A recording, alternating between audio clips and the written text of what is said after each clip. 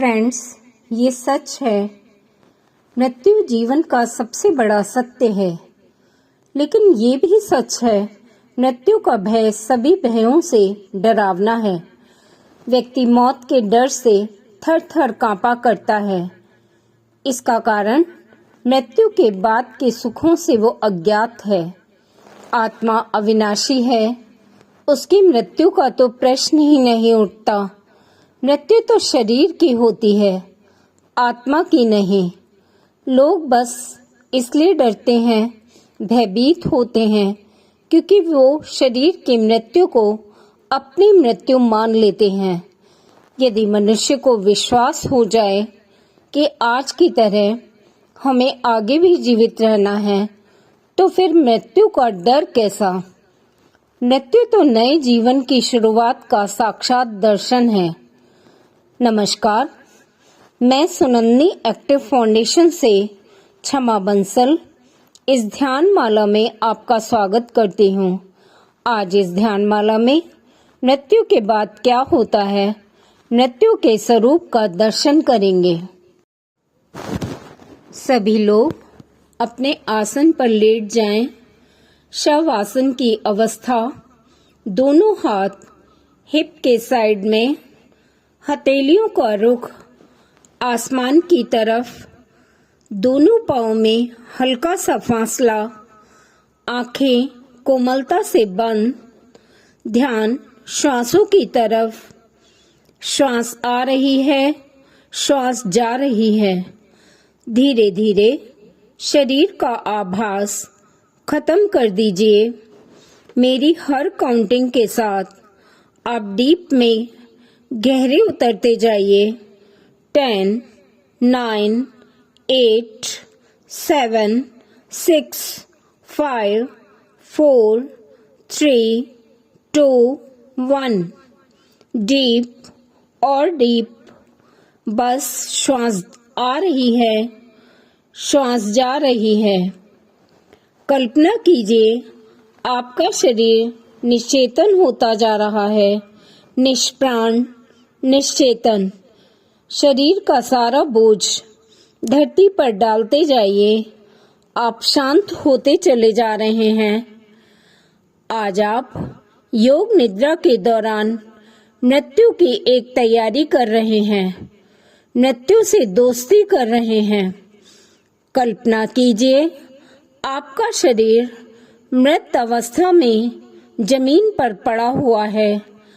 आत्मा शरीर से अलग हो गई है। हिलेंगे डुलेंगे नहीं। मरने के बाद मक्खी मच्छर का शरीर पर कोई असर नहीं होता। आत्मा शरीर से अलग होकर, शरीर के पास खड़ी होकर शरीर को दृष्टा रूप में देख रही है। चारों ओर प्रियजनों के रोने बिलखने की आवाज आ रही है।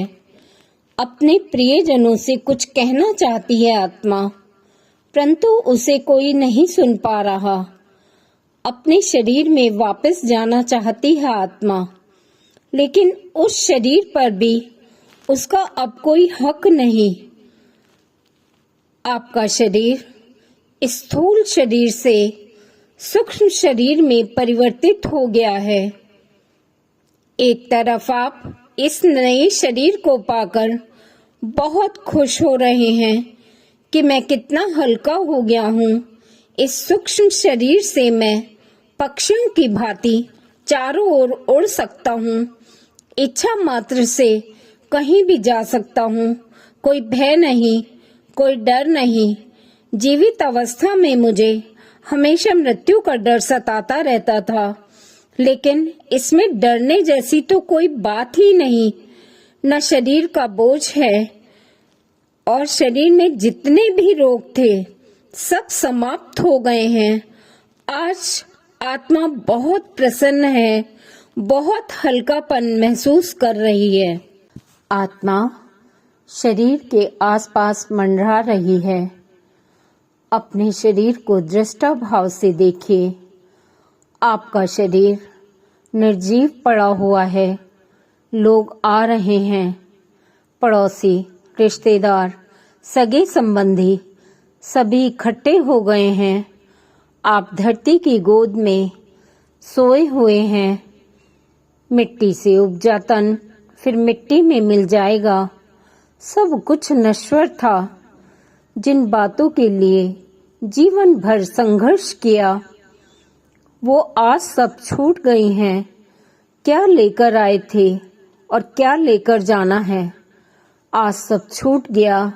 न ये शरीर मेरा है, न सगे संबंधी मेरे हैं। दोनों हाथ पसारे मुझे पंच तत्व में विलीन होना है। अंत्येष्टि की तैयारी। कल्पना कीजिए, लोग आपको चारों तरफ से घेरे हुए हैं, रो रहे हैं, बिलख रहे हैं। आपके स्नान की तैयारी हो रही है। गंगा जल मिले पानी से आपको नहलाया जा रहा है, कपड़े पहनाए जा रहे हैं, आपके ऊपर सफेद चादर डाली जा रही है। सफेद चादर में स्वयं को लिपटा महसूस कीजिए। आपका शरीर मृत्युशैया से बांधा जा रहा है। मृत्युशैया पर स्वयं को लेटा हुआ महसूस कीजिए। आप मेरे हर निर्देश को सुनेंगे, उसका पालन करेंगे, सोएंगे नहीं। आपकी यात्रा शमशान की तरफ। विधि विधान के साथ 4 लोग आपको कंधा दे रहे हैं। ये चारों जो आज मेरी शैया को कंधा दे रहे हैं, ये मेरे अपने ही तो थे, लेकिन आज ये ही लोग मुझे शमशान ले जा रहे हैं, जहां मुझे ये छोड़ आएंगे। आज शरीर की यात्रा शमशान की तरफ। मैं इस यात्रा में शामिल हूँ और मेरा शरीर भी। धीरे धीरे यात्रा शमशान घाट की तरफ पहुँचती है, जहाँ एक चिता सजाई जा रही है। थोड़ी ही देर में मुझे इस चिता पर अग्नि देकर जलाया जाएगा और मैं और मेरा शरीर इस पंच तत्व में विलीन हो जाएगा। इमेजिन कीजिए, चिता पर लकड़ियां सजाई जा रही हैं, जहां पर मुझे लिटाया जाएगा। मेरा खुद का ही पुत्र इस चिता पर अग्नि देने की तैयारी में है। अपने शरीर को देखिए, जिस शरीर में रहकर मैंने अनेकों पाप किए।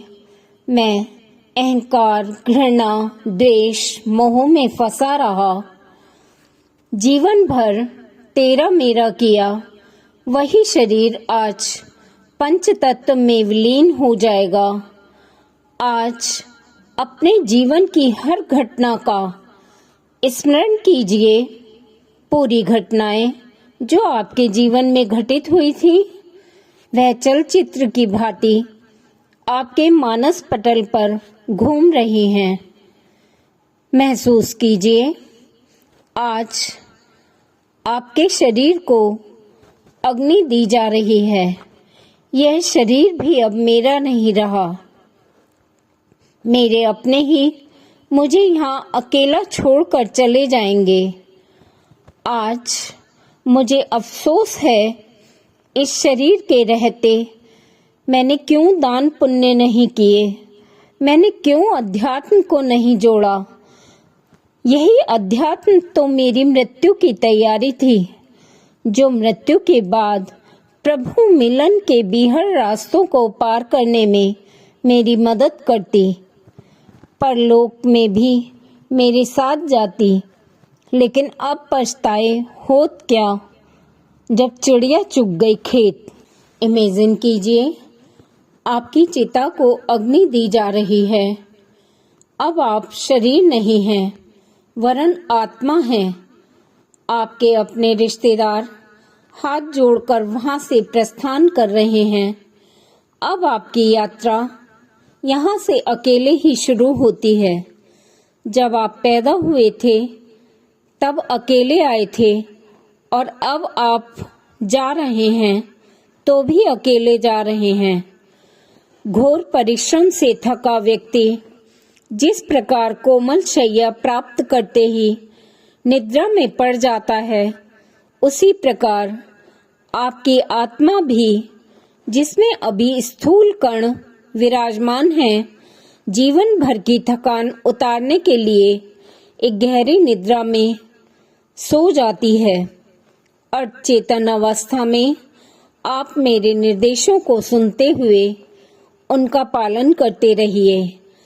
असीम शांति का अनुभव अगली यात्रा की तैयारी के लिए, शक्ति प्राप्त करने के लिए आप गहरी तंद्रा में सोए हुए हैं, ताकि आपकी सूक्ष्म इंद्रियां संवेदनाओं को अनुभव करने योग्य हो जाएं। तंद्रा का अर्थ होता है न पूर्ण रूप से सोया हुआ और न ही जगा हुआ। अर्ध चेतना की अवस्था, आपकी आत्मा अर्ध चेतन अवस्था में सोई हुई है। इमेजिन कीजिए, निद्रा से उठने के बाद आप आगे की यात्रा पर निकल पड़े हैं, जहां आपके जन्म जन्मांतरों के कर्मों का हिसाब होगा। आपके कुछ अच्छे कर्म, कुछ बुरे कर्म। 14 यमदूत आपके पास आए हैं आपको लेने के लिए। यम, धर्मराज, मृत्यु, आतंक, वैवस्वत, काल, सरभूत, क्षय, उदुम्बर, दग्न, नील, परमेष्ठी, प्रकोदर, चित्र और चित्रगुप्त। वैसे तो आमतौर पर कहा जाता है कि 4 यमदूत आत्मा को आगे की यात्रा पर ले जाते हैं। यह यात्रा यमलोक के लिए होगी। आपका शरीर बहुत हल्का हो चुका है, क्योंकि अब मैं शरीर नहीं हूँ, मैं आत्मा हूँ।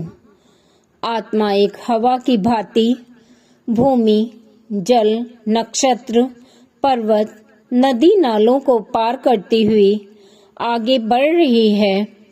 अभी आत्मा के साथ उसके स्थूल कण, जो शरीर के स्थूल कण थे, वो भी साथ चल रहे हैं।